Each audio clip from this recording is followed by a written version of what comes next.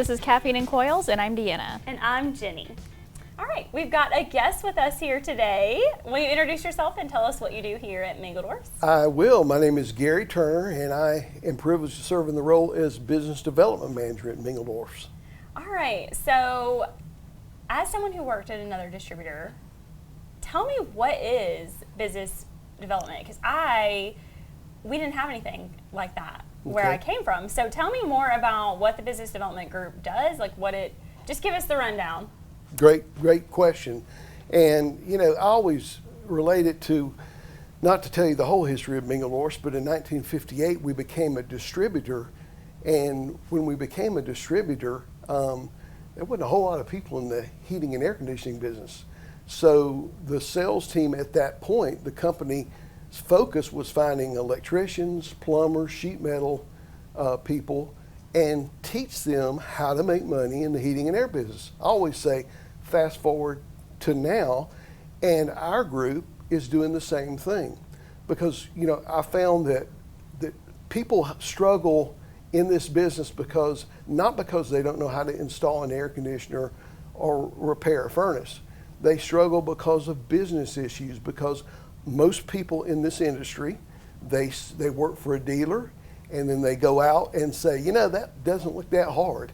And then they get out there and they realize there's more to it than just repairing an air conditioner. So our group comes alongside these individuals, our dealers, and helps them on the business side, anywhere from business acumen to training your retail salespeople or your technicians on soft skills, to helping them on the retail side as far as putting forth a solid proposal so that a homeowner who incidentally only buys about 3 systems in a lifetime can understand what you're proposing, this industry that they don't deal with a whole bunch. So does that help? Yeah, that's a really good way to put it. I feel like there's so much focus on equipment and the trade part of it that we kind of forget about all the caveats of business that are kind of difficult to manage if you've never done it and never been on that side of the business. Yeah, it looks easy. Like I said earlier, it kind of looks easy when you're the one that's just going out and doing the deal, repairing the furnace or whatever. But when you think about what all it takes to make a business run, it can be overwhelming, and it has been overwhelming for a lot of dealers, and we've had the privilege to come alongside these individuals and see them grow in their business knowledge and be successful and not have to worry about, gee whiz, are we going to make it next week? So, yeah, great point. That's kind of cool. That's a cool story to relate it back to. I'm sure, in the 50s it was much smaller. We were a much smaller organization, and so the TMs were kind of tasked with what you do, and I'm sure it's been really nice to be able to kind of break that off away from sales and say we're the dedicated team to help with that. How much do you know about business development and what that group does? I actually don't know anything about it. I didn't even know it existed until we talked about having Gary on as a guest. So my question to you is there any kind of cost associated with the training that your group provides? That's a great question. And I always tell people, it's not free because we don't work for free, but there's no charge to our dealers for about 99% of what we do. Now, the exception would be our proposal tool, which we call Propose and Close, and that is a charge because it's developed and maintained by a vendor, and so there is a charge to the dealer, but they usually make that up once they sell an upgraded system over an entry-level product. But for the majority of things we do, spending time with them one-on-one or even doing seminars or training classes, there is no charge to our dealers. So tell me more about Propose and Close. What is that tool used for? So I've seen it and I've heard you talk about it before, but I want to let our technicians and our customers know more about that and what specifically it's used for and how it's helpful for them. The Propose and Close is I call it the second phase of the sales process, the retail sales process. The first phase would be to go into a homeowner's home, obviously, and walk in and sit down with them and ask them questions about what it's like to live in this home with your system. And they will tell you, usually the interview process is maybe 30 minutes or so, because they're telling you, this room is too hot, this room is too cold, my daughter deals with allergies, just various things like that. Propose and close is kind of like the dealer's prescription. If you go to a doctor, say you had a knee issue, he's going to give you some options to solve that. One may be rest, one may be a cortisone shot, another may be surgery, and another may be physical therapy. So it's this is what our dealers do. After listening to the patient or the homeowner, the dealer then goes and gives them proposals to solve their problems, and they're classified best, better, good, and budget. In other words, if we just want to put a Band-Aid on it, and it's more than just putting a Band-Aid, but if we're looking to just replace your system, we can do it with the budget system. Not going to maybe address every issue you mentioned. That will happen as we get into the higher tier. But ultimately, the customer makes the choice, because they have 4 options right there in front of them that explains in detail, enough detail for them to make a decision what they need, their next step as far as what system they would choose. Interesting. From a technician standpoint too, it almost sounds like you're kind of giving them like an easy button that you can sit down and say, well, these are the options, and it's a little bit easier than just trying to verbally explain. You've got that sales tool with you at all times. Yeah, it really is. It's, and some dealerships handle it where the technicians use this tool. Some dealerships have it where a technician will give the lead to a retail salesperson. Gotcha. Or the owner who may function in that role. But it does give an easier way to explain it. Obviously, the technician or the retail salesperson, whoever is in front of that customer, has to have the ability to kind of make an industry that a customer is only dealing with maybe every 10 to 12 years when it comes to replacing a system, to make it make sense. And in our training classes that we do, we talk to them about using analogies from everyday life, like variable speed products. Everybody understands variable speed. When you talk about adaptive cruise control, sleep number beds, where you set it, where you get exactly what you want out of it. I always tell people it would be impossible to have a car that only went 0 or 65 on 285. You would have real problems and would probably be on the news. But this is kind of like what variable speed is. It's a system that will address all the issues that you have. We have staging, and I'm not going to get too much into product. We have staging in our equipment that goes up to 75 stages on the cooling side that really solves the customer's issues. So you relate that to something like cruise control, or having a car that has various speeds depending on the need of the situation. Does that make sense? Yeah. No, I love that. I love that analogy. Another thing that you said that kind of piqued my interest was teaching soft skills to some of their employees. I feel like that is something that is that's not in the norm. I mean, I think it's something that we ignore in various industries, and I think that's a really important thing. Tell us more about what soft skills you teach and how that goes for dealers. Tom Schildhammer is our retail sales trainer. Tom has about 35 or 40 years of experience in the retail business, worked for a large dealership as a salesperson and a sales manager. And Tom brings to bear this training that when you get in front of a customer, how do I conduct myself, whether I'm a technician or a retail salesperson, how do I conduct myself? What does that look like? How can I make them comfortable, especially if I'm a retail salesperson, because people expect to, a retail salesperson, okay, they're here to sell me something.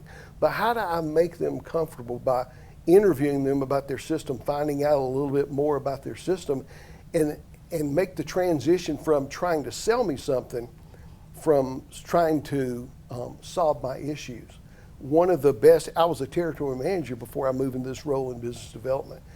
And I have a customer that is a 4-time winner of a major award that the factory gives out. And they don't just give them out to everybody. It's a national award.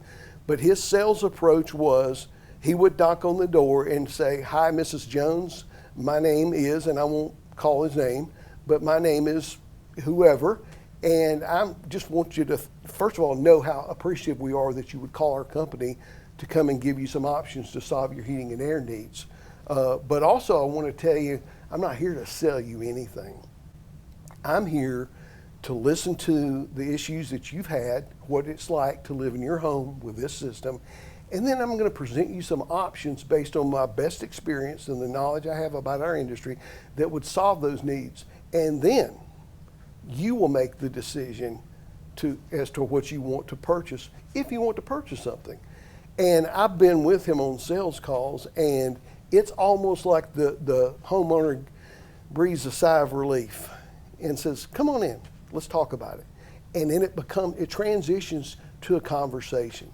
So this is what we try to invest in with these various dealer personnel. Tom also has a class specifically for office personnel, the people that answer the phone, the director of first impressions, some people call them, because they are the most overlooked a lot of times, but the most important, because they are your first impression that your dealership makes to the end user.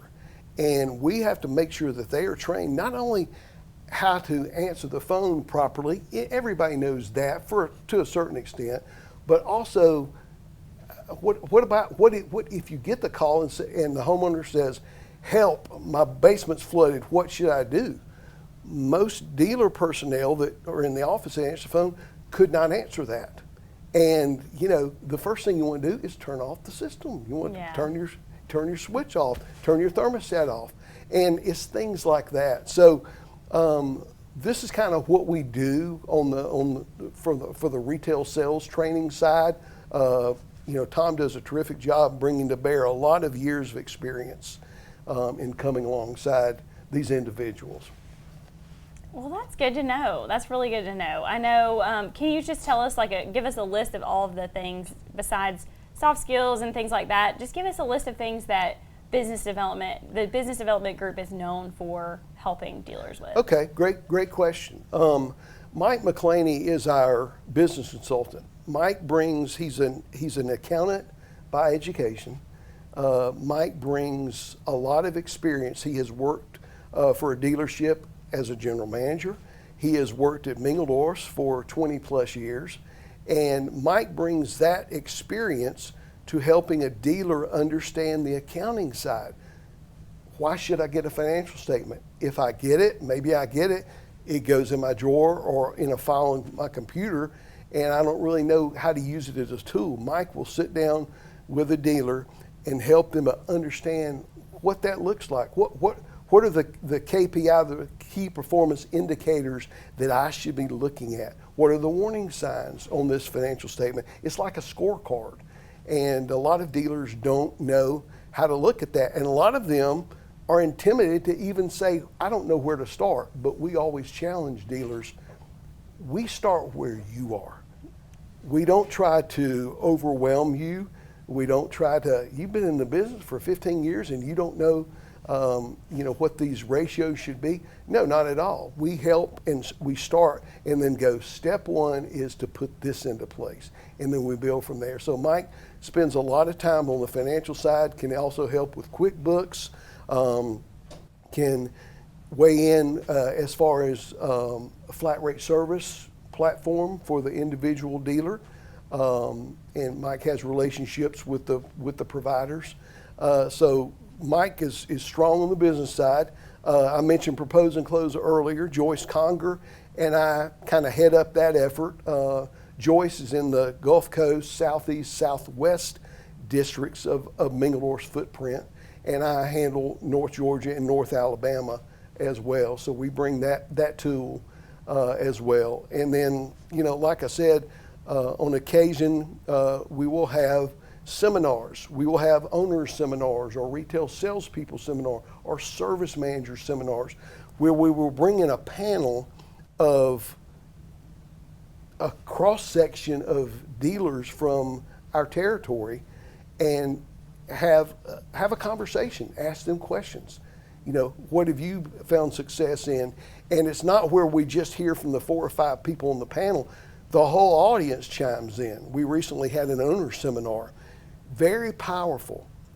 The first one we had, people were like, what, are they going to tell all their secrets or what? Well, nobody comes in and tells their secrets, but they do say, you know, hey, you know, here's how we've seen success in this particular area. Here's how we're getting ready for the new refrigerant, things like that. And where, you know, there's an old statement that I use, it's not original with me, but a rising tide lifts all the ships.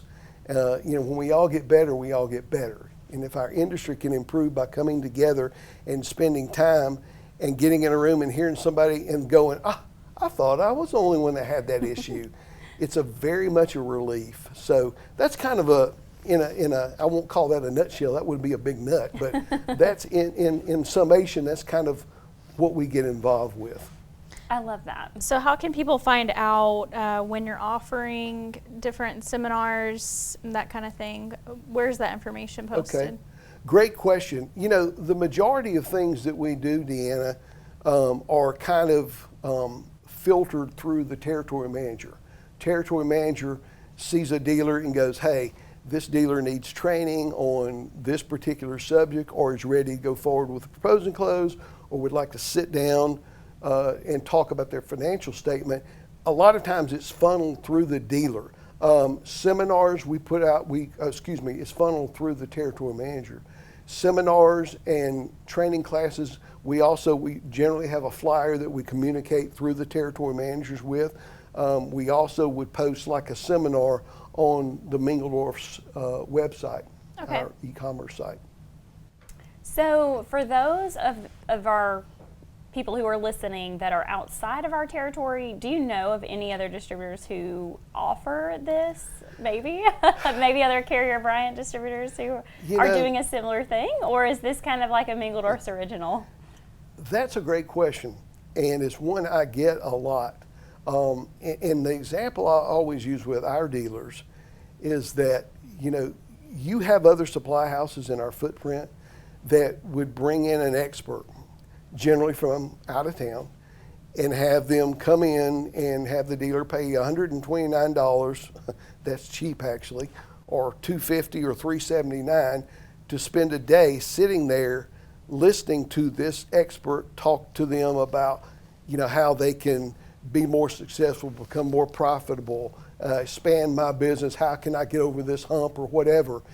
And the dealer leaves that meeting with about 34 things written down on a piece of paper that they're going to change tomorrow. Yeah. And they get back to the place of business, their place of business. They've been out for a day, keep in mind, and they realize that, oh wow, I'll deal with this later. Generally, that ends up in a drawer or something like that, and it's looked at later on when the dealer retires, or maybe even when they move offices and go, oh, well, that were those 34 things I was going to change. Typically does not happen. What we do is come alongside and go step by step with the dealer.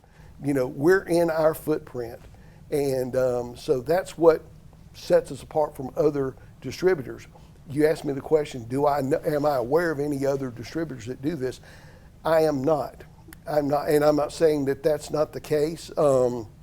Had a conversation with a Carrier distributor in Indianapolis probably 4 or 5 years ago, and it seemed like that they were headed in our direction to have someone dedicated to that, to doing this role. And I think we're unique in the fact that we have this, and it's very important. Our company sees it as very important for our dealers. And I'll be honest with you, you know, I've had, before I got into the group, I was also a customer. I had people from this group, Tom Schildhammer, that would come and speak to my dealers because I believed in what I'm involved in now. And it makes it hard for a dealer to say, hey, I'm going to go across the street and buy this for $5 cheaper or become another brand's dealer, because one thing they can't get is the business knowledge that we were talking about. And most dealers recognize that and are very kind about expressing the appreciation of what we do. That's good to know. You got any other questions? All right, so we're gonna play 5 and 15. So you have to name 5 things in 15 seconds, and we're gonna make it Christmas themed. Okay. Okay. Let's do it. All right, I'm gonna. Is he the only one we're quizzing? Well, I'll ask him and then I'll ask you. Okay. Okay. So name 5 Christmas movies. Go. Christmas Vacation, Die Hard. I realize that's debatable. It's a Wonderful Life, A Miracle on 34th Street, and any one of the Hallmark movies. Christmas in Snow. That's got to have been one of the titles.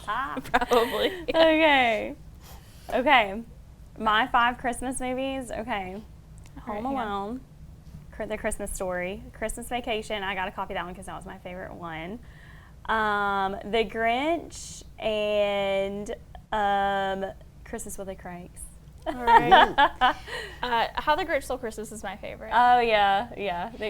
And I have a controversial opinion that A Christmas Story is the worst What? Christmas movie. Oh my gosh, that's like a staple of my childhood. I'm not a fan. I don't like get it. it. I mean, I understand the nostalgia part of it, but I Yeah. just don't get it So as a. I definitely hope that my husband doesn't listen to this episode before Christmas, because my mother-in-law just texted me a picture of this.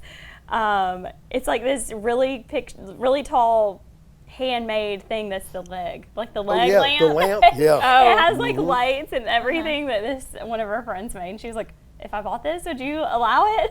I was my like, gosh. "Yes." So, Okay, name 5 Christmas gifts you wouldn't want to receive. Go. A toupee. Let's see here. Birkenstocks. oh my gosh, that's hilarious. The short. I realize they're in style now, but the shorter length pants. I don't see me wearing those. Would not want to have anything to do with soccer or anything like that. A shirt, it wouldn't get worn. Hey, I respect it, but I don't follow it.